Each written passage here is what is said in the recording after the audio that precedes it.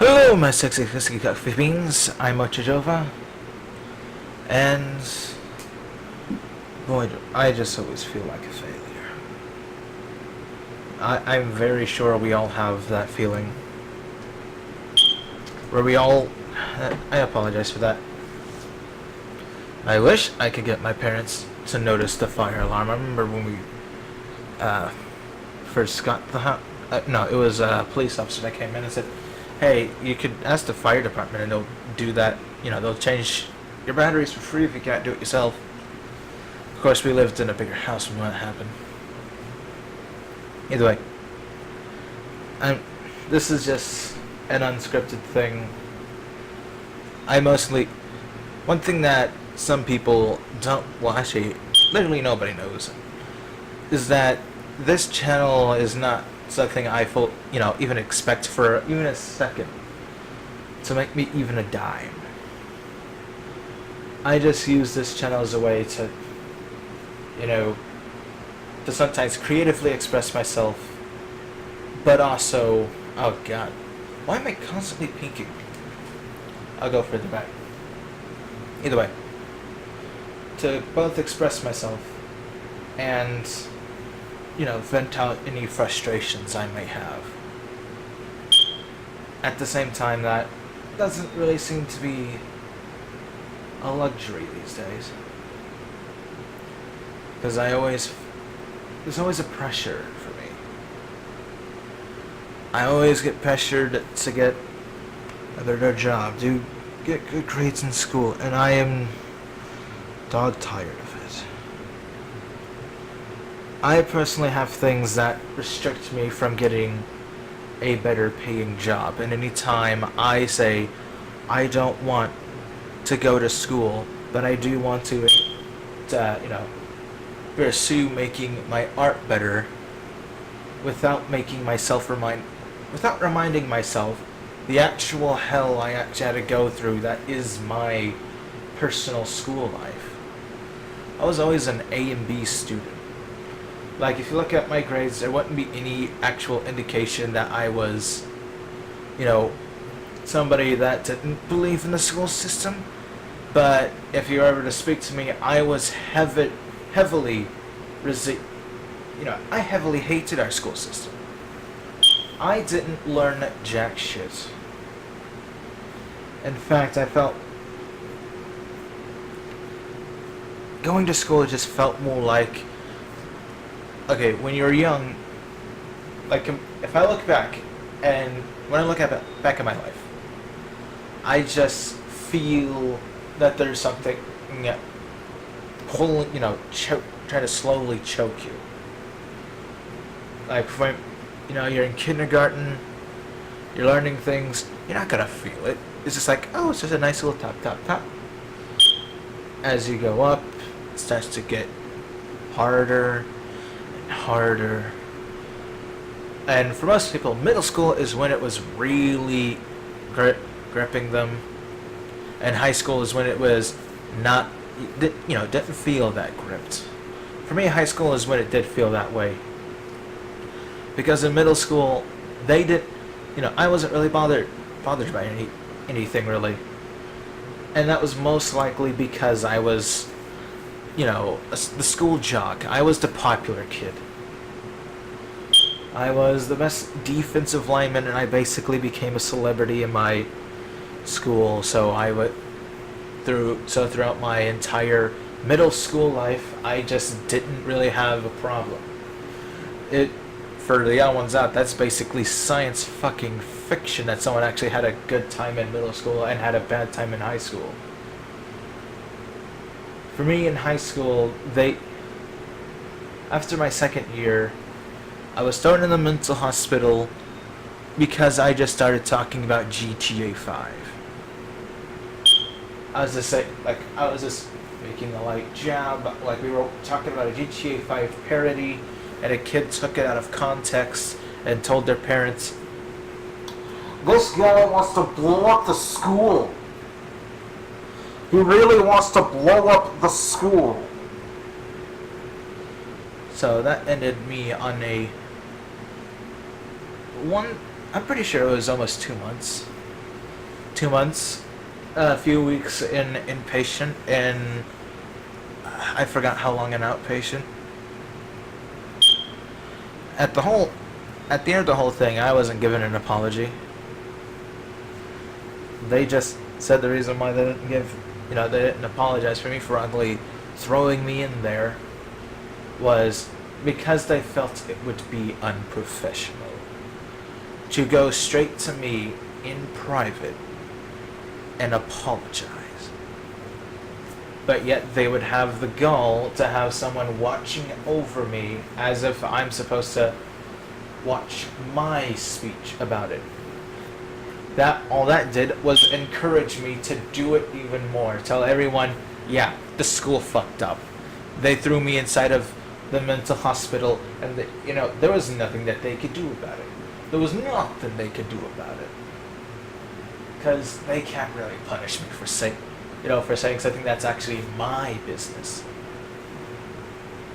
And they didn't.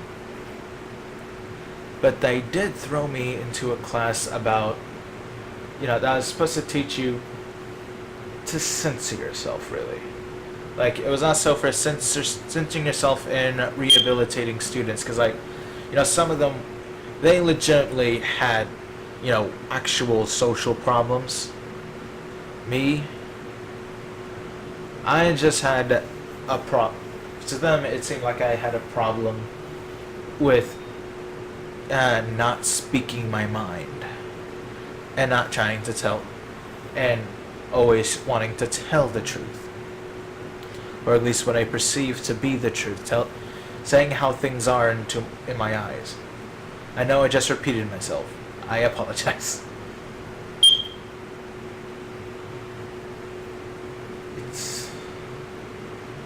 I was never released from that. I was almost released, but I was never released from it. Because school had me drained so much, I actually went out with the lowest scoring possible. And that was mostly because, I was just told that if I could just choose to fail 2 classes, I could just choose to do that. Despite the fact that I have done well for all of my other things, they straight up told me that.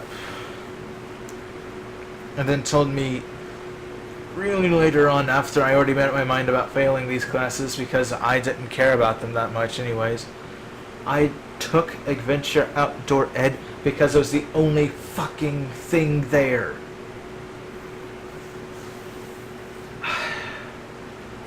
Despite, why couldn't they just let me take my fucking electives?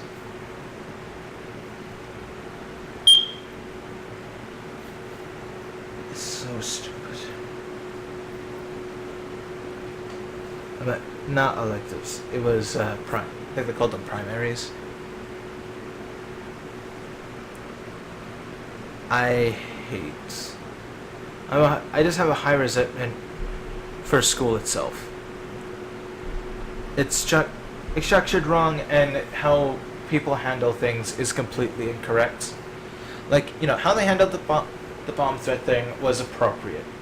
They sent a security guard. He said, can you come with me? And I was, okay. It's a bit nerve-wracking because these security guards, they're actual police. This isn't like your mall cop people. Because now we actually have police in schools. The difference is that for some reason they don't give the police officers guns. I'm pretty sure the reason why is because of potential disarmament by a child, I guess. I haven't seen a gun on the police officer. I've seen a taser. But that's probably because Texas doesn't want any child deaths on their hands, so they'll just tell the police to do that.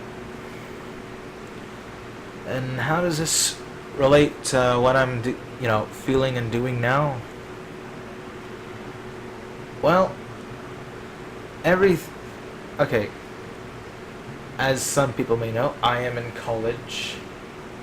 I am in the Art Institute. Don't worry, that's not really being Pacific. There's more than one in Texas. And I am just being, every moment I'm there, I'm just getting so many, it's like Vietnam flashbacks. And I'm also getting this, because of those flashbacks, I'm also getting remembering the feeling of the fear of failure. Despite all, I don't fear failure that often, but it's always academic failure, because every time I fail anything academically, I get a lot of shit for it. Which I should. A lot of times I'm just not doing my shit when I failed something. Except for the fact I've literally, this is how school went for me. I have passed every single test in my whole life. Not joking, my whole fucking life. Without studying. I did not study a single fucking test. I just remembered enough of the questions. But then there's the catch. After that test, everything's gone. If you had a test about everything we were supposed to remember throughout the whole goddamn year, I'm pretty sure I would have just everything would just flatline. It's dead. No memory. Because I remember thinking of that in high school. I think I was a sophomore. And I was just like, I would just fucking fail that test so goddamn hard. Because all I remember is what I was taught right after a test was taken. Like, I just remember whatever information came after the test was taken, all the way up to the next test, and then I forget it again. Boom. Wish-wash. Every time. And they're trying to tell me college is, the Art Institute is any different. I have, so far has been shown no evidence. It's just like harder. Well, it's only harder in the sense that I have to drive an extremely long time to get there, and I have to, for 2 days, I have to get up extremely early in the morning. And the way I do my work is that for the classes I get up really early in the morning is that for some reason, like, I don't know why I work better this way, but at night I would just night bomb all the assignments. I just drop all the assignments completed on the day before, basically. And if I could, I would be doing it all the way up until class, but basically. Lucky for them, it's only one class I can do that.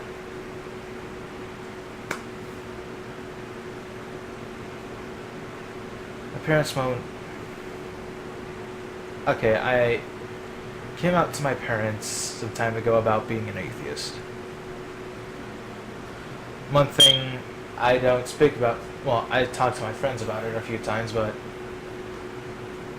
I live in the most Christian home you could well, not really. We don't go to church every day. We don't go to church, and that's probably one of the reasons why I never, became super religious. It's pretty much a fucking miracle that any of my siblings are even religious at all. Like, my little brother, he believes in Jesus Christ. My little sister, she believes in Jesus Christ. I lack the faith of Jesus. And I have become skeptical of a lot, pretty much everything. And have begun to grow in a deep infatuation with debating people. It's just that the way I debate is something I completely recognize as something that isn't for everyone. Because I love raising my voice. I am not mad at the debate. I am not mad at all. It's just the more impassioned I get, the more fun I'm having in the debate, the louder I get. It's kind of like when a football fan gets excited that their team is winning. I may not be winning, but I'm happy that I'm even having a dialogue at all with someone. It genuinely gives me some smiles. But with my family, debate is not something that exists. Like when I told them that I was an atheist, they immediately tried to come at me with like basically everything that creationists would come at you with, a regular Christian would come at you with. If you watched Armored Skeptic, you would actually see all those arguments that you would see is basically what was thrown at my face that was given from a Christian, except for the extremely stupid ones, like the ones that really make you question their level of sanity. And I just gave my points and why I believe I'm correct and why I believe Jesus doesn't exist. It's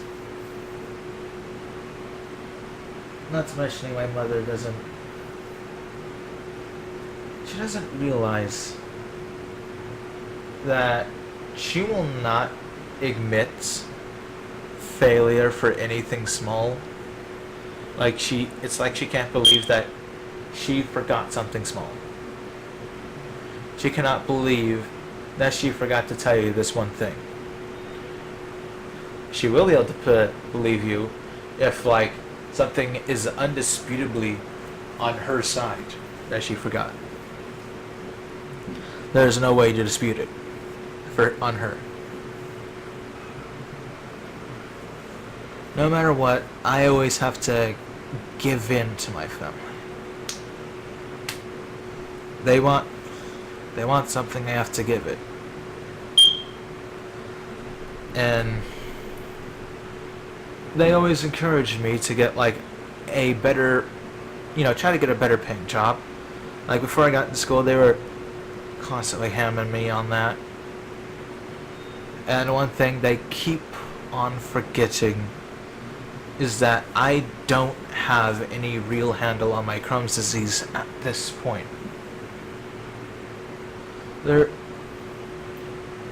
If I were to get my body shooken up to a certain point, it still would do it. I can't be extremely active. I can't run for too far because, running shakes up the body. I can work 2 days out of the week, and I would be tired as fuck. You'd be surprised how tired you get being a courtesy clerk. You have to walk all day. You have to fulfill basically any request of the customer. I could probably make an entire video just talking about the stuff that happens at Albertsons. Some interesting stuff happens. Some minor complaints I probably have. Just the hours, they generally suck. They suck for everyone in there. Except for maybe the managers, I don't know. I don't know how they're, if they're getting punched in the face or not. Everyone's generally nice.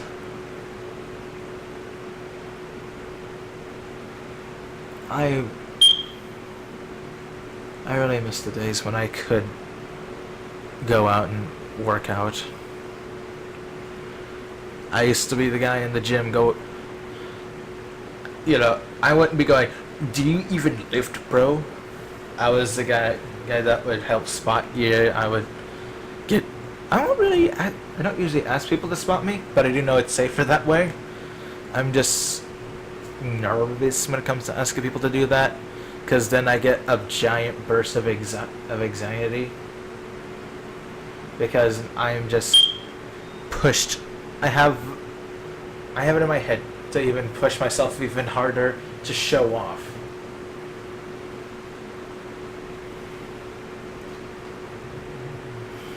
I know everything. So it is just complaining, and it is. All of it's complaining. I am, quite frankly, I am privileged to have the things I have. I have an expensive tablet, an expensive computer that was gifted from someone at Mom's work. I even have an Xbox One S. But Mom doesn't seem to realize she has the right to say no to me. She has the option. And I wouldn't, I wouldn't blame her for saying no. Her money, her choices. She could have said no.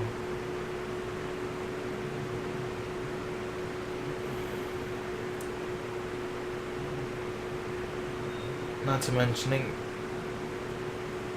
my mother doesn't really seem to have too much empathy when it comes to my side. Before she knew she tries to think. She knows anything about me. She knows some things. But despite the fact that she acts like she knows me, like she knows me from the back of her hand, as soon as I straight up point out to her that she doesn't know me, she says, "Why don't you act more obvious?" And that's usually pertaining to when I'm saying, "Oh, I'm feeling a bit sad today," and she also asks, "Why don't I talk to her?" She is the most inaccessible person in my life. She doesn't realize, it's even when when someone's venting to her, it just feels like she's judging you. She gives off the judgy feeling. The only time I felt someone was actually listening to me in 10 years, I'm 19. It means I was 9 when the last time I felt someone was listening to me. Was literally a few months ago with someone that I had talked to on an occasion. Not gonna say what they are because judging from their actions, I don't think they really want to associate with me, which is perfectly understandable. It's perfectly understandable. But it was genuinely the first, when they said that I'm just here to listen, it was genuinely the only time I literally had, it felt like I felt fresh, basically. Everything felt brushed away. The way I was feeling just flew all the way out. All worries. Because he just said he was just there to listen. I don't think it's exactly, rude. Like, if someone said, "I just need you to listen. I just want to vent." If someone said that to me, I wouldn't be thinking that would be rude. I knew some people in my life that say that's rude. Just some people I talked to in real life back in high school.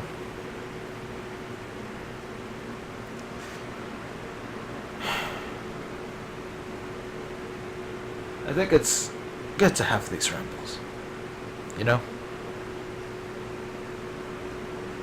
I just speak into this mic like I'm someone that's completely fed up with life.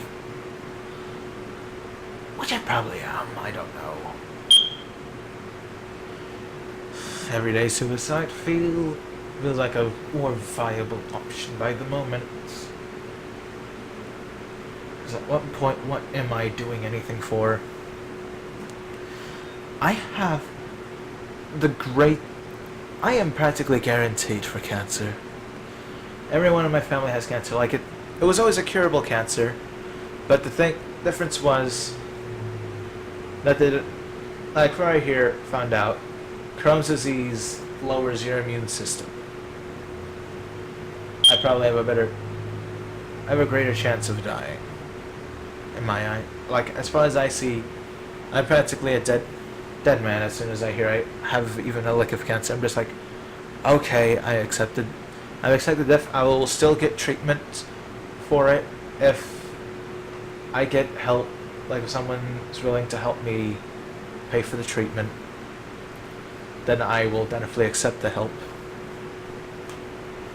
But I will not fight the idea of dying. What I do fight, though, is the idea of that I'm wasting my time. I just want... We all want to have fun before we die. We all want to have, at least say that we enjoyed at least some bits of our life before we finally passed.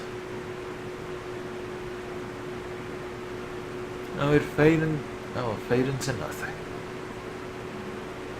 And as my last thoughts, it would just probably be of every failure I ever had. I only joined the football team because I felt like I disappointed my dad. I was a little boy in Irving, and the Cowboys came to our school, and they let some of the little kids play football with them. Just genuine nice football. And I was just being a little kid. I was just really wanting that Gatorade, so I just anytime I could just go back, and Dad generally thought I was just being a weakling. That I had no backbone. That really got to me as a kid. My entire purpose for going into football was just to make up for it. And then eventually it just became a form of therapy. After my second year of football, I actually finally got, my anger problems was gone. I was a very angry boy. A little angry boy. I have no idea how long I've been in this voice, and why am I still still in it. I'm kind of comfortable right here. This is an odd voice. This is probably gonna be funny if I ever look back onto this audio. Anyway, as you know, I was the popular kid. And the way I was the best defensive lineman is that I would just unleash every tiny bit of anger I had. At the time, I was just angry at my brother, my older brother, and my sister. But I always only thought as the person that had the ball, or the person that was right, that was stopping me from getting the ball, was my brother. And I think, oh, that's just a sibling rivalry thing. No, when I was younger, my brother used to abuse me all the time. Nothing was fun. My brother never really wanted to hang out with me.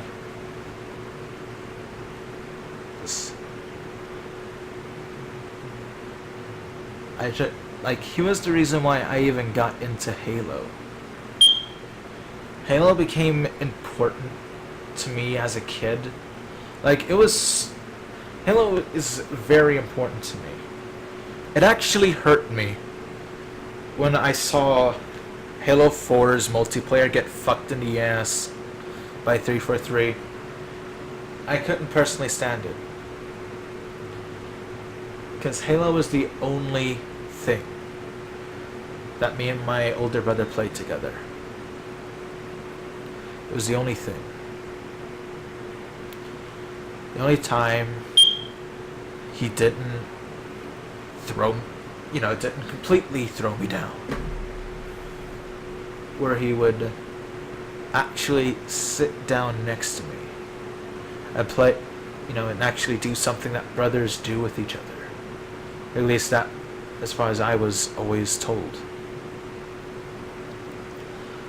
Growing up, I always had it in my head that my older brother would be like a guardian to me. That we'd be like best friends. I never had that.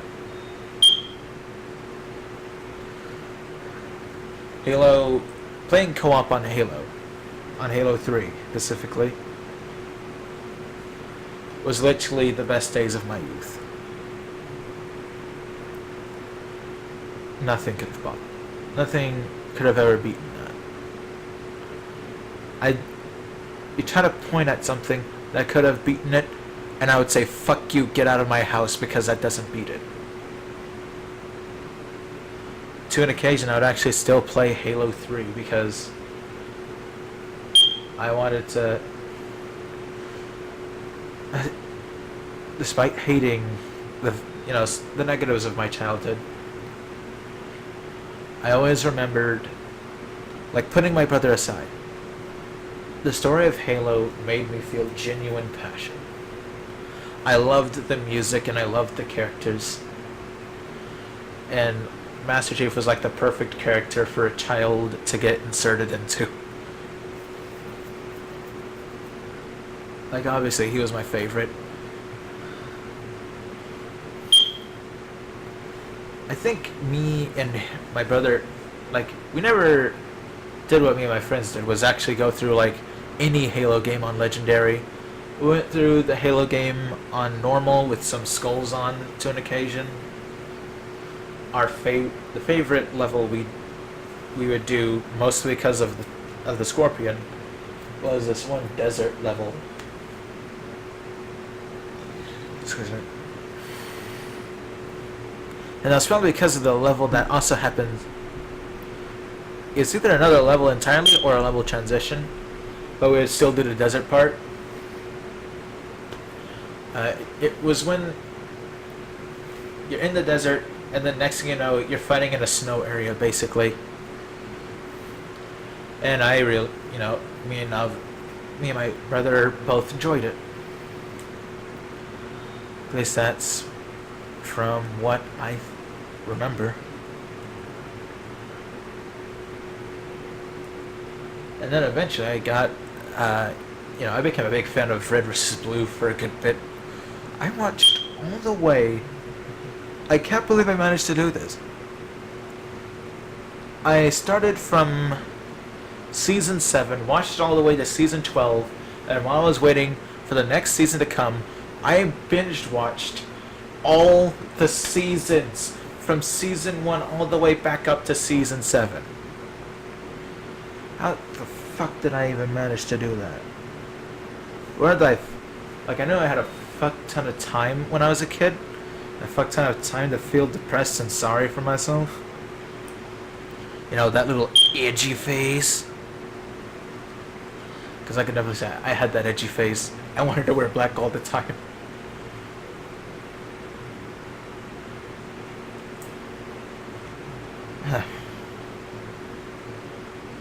Well, I'm actually starting to feel better.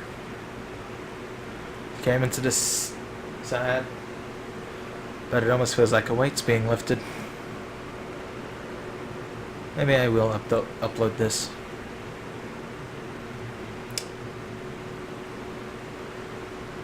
I feel like I'm forgetting something. Oh yeah, I also my brother's been in prison multiple times. I think this is his 5th time. And my parents still want him to come back. twats. You fucking stupid twats. You're letting a criminal back into our house that has shown that he will not change. People can change, but he will not. He has refused to show change. Every step he's taken was a step back to where he's been. My brother's a heroin addict. Obviously, he started off with weed. He's been with the wrong crowd. Some of those people in the crowd I actually kind of like because they're kind of cool to me. You know, much cooler than my brother was to me.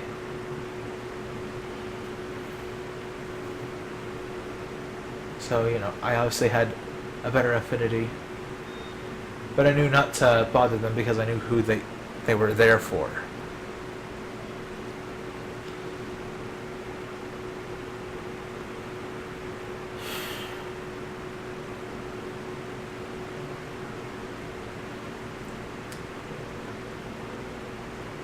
You know,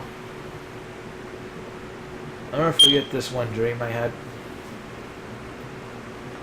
It was a dream where I basically was punching someone. And in my head, I didn't know who or why I was punching them until I uttered the words, "Where are my siblings? Where are they?"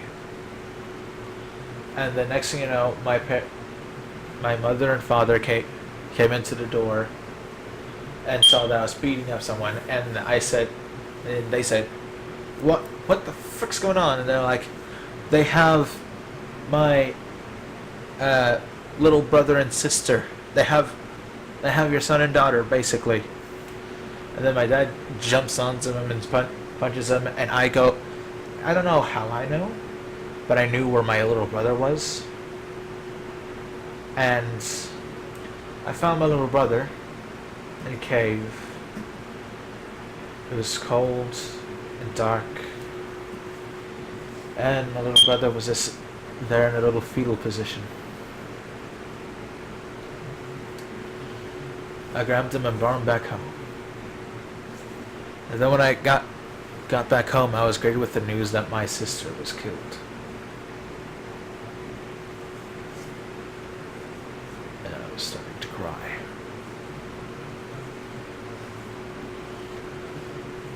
And that's how that dream ended.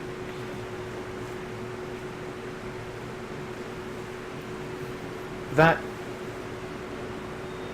dream showed me how much I did care.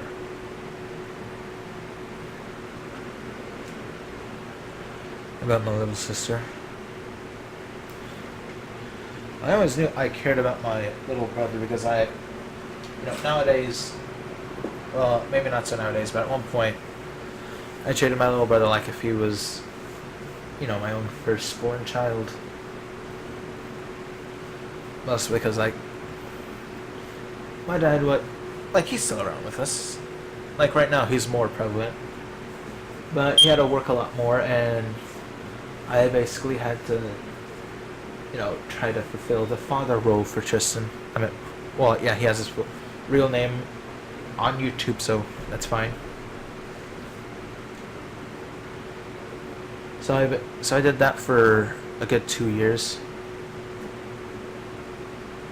And when I was, getting off, when I was finally out of outpatient, we eventually found ourselves going to this one doctor that wanted to test us for some allergies I might have. And found out there I was I was lactose intolerant, except for the fact that I could still have corn without feeling a thing.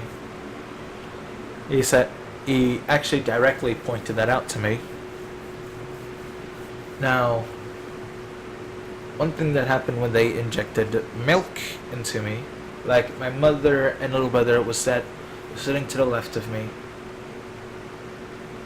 And what started to happen was that some dark spirited monster things, like they were just roughly around the height of a human, and I hallucinated, like for a brief few seconds, that they took my little brother.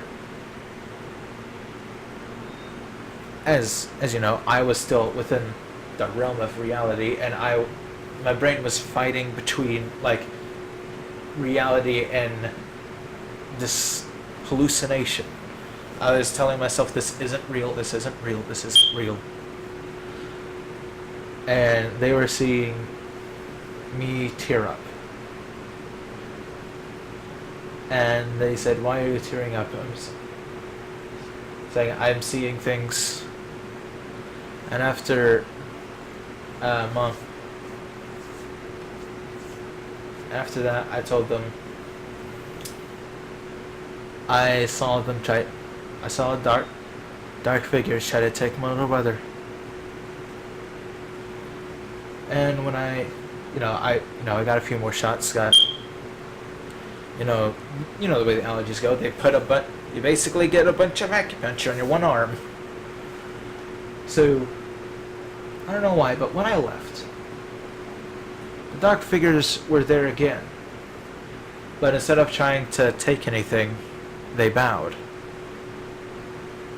And ever since then, I never experienced a hallucination except that one time I decided to try to pull an all-nighter, and I fell asleep for 1 hour. And the next thing you know, I started to hear a few things, and I was getting dizzy.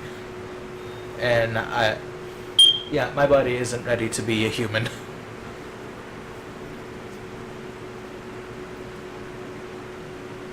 Yeah, it's enough. If you manage to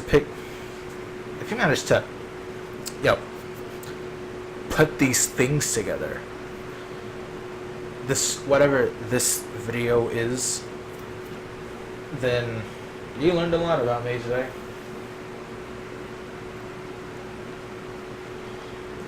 I definitely know I feel better.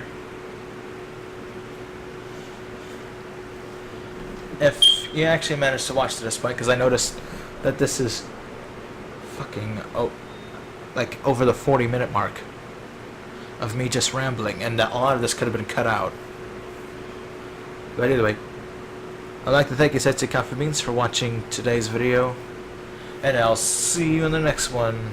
I don't know why I got positive there, but I like the fact that I did. Drink lots of coffee and bye.